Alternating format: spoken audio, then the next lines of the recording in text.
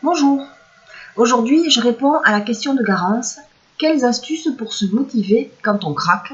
Et vous allez voir, c'est tout simple. Cette vidéo est dédiée aux personnes qui posent des questions et même que je vais leur répondre. Elle est aussi pour toutes celles qui n'osent pas mais qui vont bientôt s'y mettre et pour toutes les autres aussi. Je suis Edith, coach et profileuse alimentaire, auteure du blog La Petite Fabrique d'Edith et je n'ai pas plus de volonté que vous. Au menu d'hier, jour gras et cuisine préparatoire pour le livre Entre deux siestes. J'ai commencé par une tasse d'eau chaude vitaminée et une cuillère à soupe de ghee. Et puis un avocat à la mayonnaise maison et 2 œufs et un craquelin, ou 2, je ne sais plus. À midi, j'ai remangé un avocat à la mayo fait maison bien sûr. Quand je m'y mets, j'en fais un gros pot de façon à toujours en avoir dans le frigo. C'est comme ça que je me remotive après un craquage. Je mange plein de gras, le plus de gras possible. Et avec ça, j'arrive rapidement à satiété et du coup, je n'ai plus du tout envie de replonger dans le sucre. Je n'y pense même pas.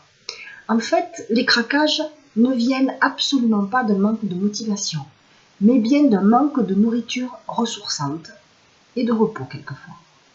Le repas le plus important étant à mes yeux le petit déjeuner.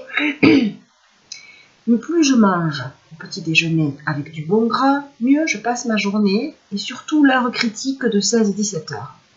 Alors, quand comme l'autre jour, je plonge dans un pot de tartinage au chocolat, au lieu d'avoir mauvaise conscience, j'observe et je me dis que je ferai mieux le lendemain.